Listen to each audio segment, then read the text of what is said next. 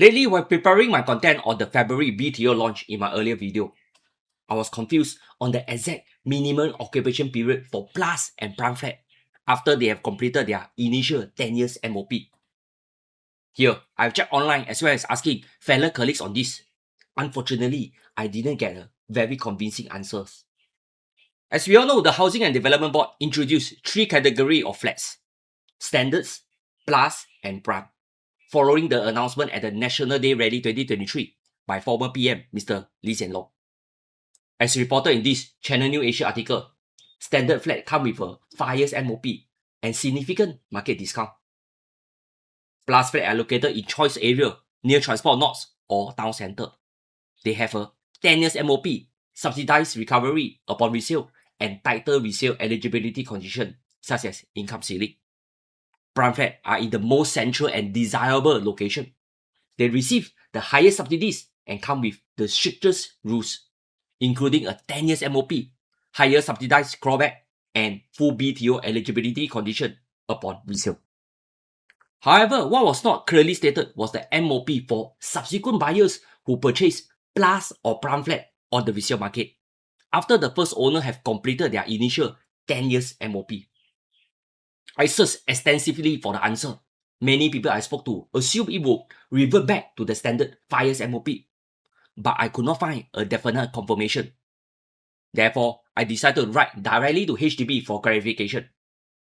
This is HDB reply. The 10 years minimum occupation period is applicable to buyers who purchase resale plus or prime flats on the open market from seller who previously bought theirs from HDB or on the open market.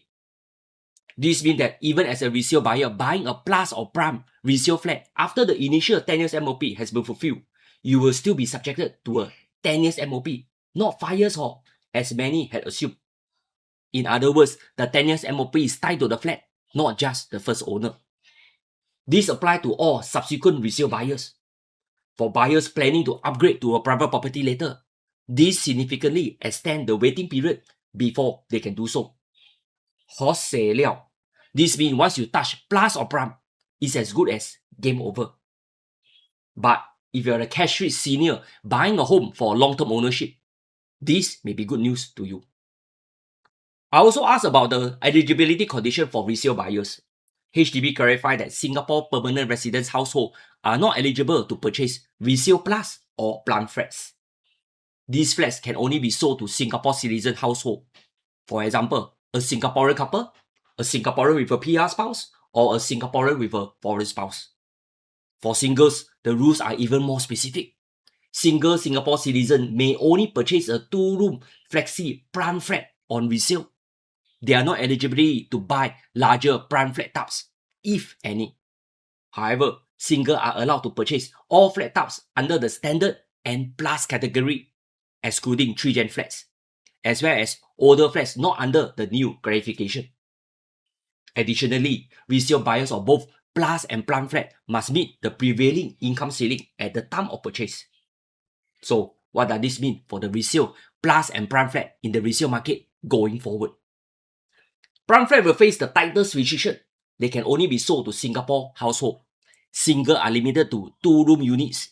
Income ceiling also apply. Buyers must observe a 10 years MOP. And private property owners must wait 30 months after selling their private property before they are eligible to buy. Super sian. So many restrictions. It's like finding a husband.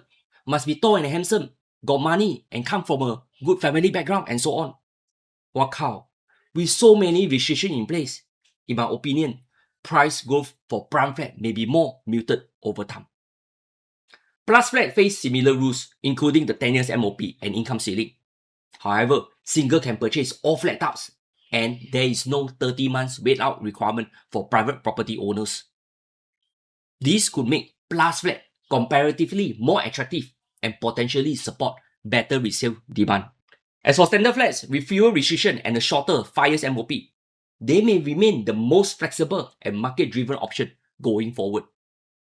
Personally, with so many controls placed on plus and prime flats, standard flats may still offer the best balance between affordability, flexibility, and long-term asset progression, if you have plans to reach the very top 20% of the asset hierarchy. Remember, don't make the wrong choice. Next time got money, also cannot upgrade. This will be the most frustrating situation you will ever face. Only can buy car lor. That's why car price will continue to go up. Here, what are your thoughts on this? I love to hear your views.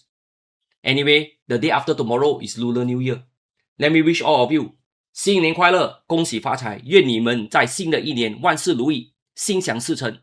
祝你和家人身体健康，事业顺利，财源广进。在新的马年，好写料。